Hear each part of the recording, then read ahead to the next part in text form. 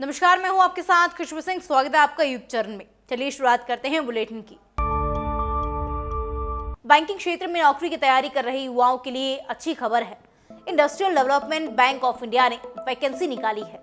इसके तहत junior assistant के 600 पदों पर भर्तियां की जाएंगी। उम्मीदवार IDBI बैंक की ऑफिशियल वेबसाइट पर जाकर 30 सितंबर तक अप्लाई कर सकते हैं। इसके बाद CBT टेस्ट के आधार पर उम्मीदवारों का सिलेक्शन किया जाएगा।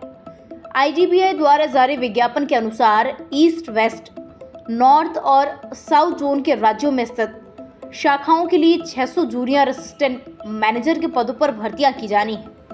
इनमें 243 पद अनारक्षित हैं, जबकि 162 OBC, 90 SC और 45 ST और 60 EWS कैटेगरी के उम्मीदवारों के लिए आरक्षित है। भर्ती परीक्षा में सेलेक्ट होने पर उम्मीदवार को हर महीने 54,000 रुपए तक सैलरी दी जाएगी।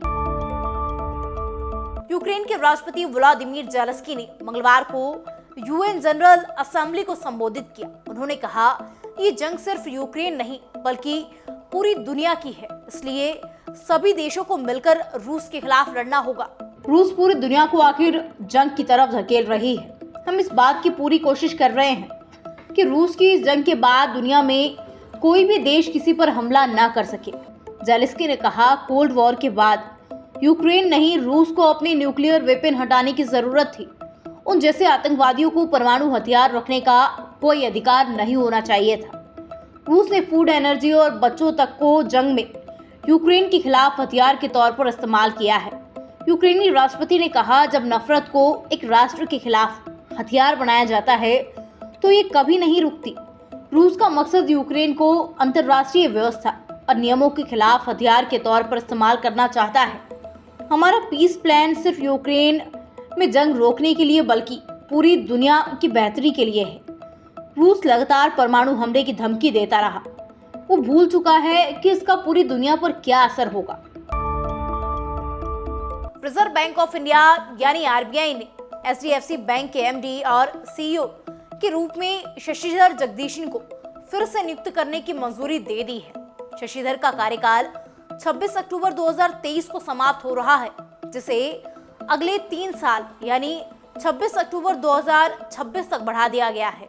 RBI ने 18 सितंबर को शशिधर जगदीशन की रीअपॉइंटमेंट को मंजूरी दी है। 26 अक्टूबर 2020 को शशिधर जगदीशन ने आदित्य पुरी की जगह कंपनी के MD CEO का पद संभाला था। हाल ही में RBI ने ICICI बैंक के MD CEO संदीप बख्शी के भी रीअपॉइंटमेंट को मंजूरी दी थी।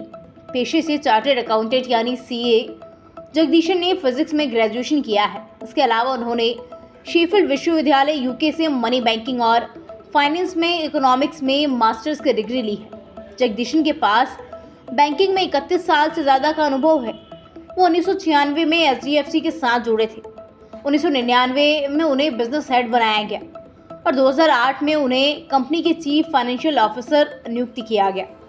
1995 में बैंक का मार्केट कैप 440 करोड़ रुपए था, जो 2023 में बढ़कर 12.34 लाख करोड़ रुपए तक पहुंच गया है। लोकसभा में कांग्रेस के नेता अधीर रंजन चौधरी ने कहा कि नए संसद भवन के उद्घाटन के दिन राजनेताओं को संविधान की जो नई कॉपियां दी गई, उनमें समाजवादी और धर्मनिरपेक्ष शब्द नहीं है। अधीर ने कहा, हम जानते हैं कि शब्द 1976 में एक संशोधन के बाद जोड़े गए थे, लेकिन अगर आज कोई हमें संविधान देता है तो उसमें ये शब्द नहीं है, तो ये चिंता की बात है। अधीर रंजन ने भाजपा सरकार पर आरोप लगाया कि बीजेपी की मंशा संदिग्ध है। ये बड़ी चतुराई से किया गया है। ये मेरे लिए चिंता का विषय है। मैंने इस मुद्दे को उठाने की कोशिश की, लेकिन मुझे इस मुद्दे को उठाने का मौका नहीं मिला। जब मैं इसे पढ़ रहा था, मुझे ये 2 शब्द नहीं मिले। मैंने इन्हें अपने आप जोड़ा। मैंने इसे राहुल गांधी को भी दिखाया। हम संशोधन क्यों करते हैं? ये हमारे संविधान को बदलने की जानबूझकर की गई कोशिश को दर्शाता है। अधीर रंजन के सवाल पर कानून मंत्री अर्जुन राम मेघवाल ने कहा, जब संविधान अस्तित्व में आया तब समाजवादी और धर्मनिरपेक्ष शब्द नहीं थे। ये शब्द संविधान के 42वें संशोधन में जोड़े गए। नई संसद में कामकाज के पहले दिन यानी 19 सितंबर को लोकसभा में महिला आरक्षण बिल, नारी शक्ति वंदन विधेयक पेश किया गया। इस बिल के मुताबिक लोकसभा और राज्यसभा की विधानसभा में महिलाओं के लिए 33% रिजर्वेशन लागू किया जाएगा। लोकसभा की 543 सीटों में से 181 महिलाओं के लिए आरक्षित होगी। ये रिजर्वेशन 15 साल तक रहेगा। इसके बाद संसद चाहे तो इसकी अवधि बढ़ा सकता है। विधानसभा चुनाव को मद्देनजर रखते हुए शुरू की गई बीजेपी की 4 परिवर्तन यात्राओं में से पहली परिवर्तन यात्रा का समापन हो गया। यात्रा ने सोमवार को जयपुर जिले में प्रवेश कर लिया था। यात्रा शहर की 8 विधानसभाओं से गुजरते हुए रात को आदर्श नगर विधानसभा पहुंची। यहाँ भाटिया भवन में यात्रा की समापन सभा आयोजित हुई, जिसमें बीजेपी के पूर्व राष्ट्रीय मंत्री महेंद्र सिंह और यात्रा के संयोजक अरुण चतुर्वेदी ने जनसभा को संबोधित किया। उत्तर प्रदेश सरकार में मंत्री रहे महेंद्र सिंह ने कहा कि पीएम मोदी ने जो कहा वो करके दिखाया। धारा 376 हटाने का वादा किया था और उसे हटाया। अब पीओके यानी पाकिस्तान अधिकृत कश्मीर पर भी अपना कब्जा होगा।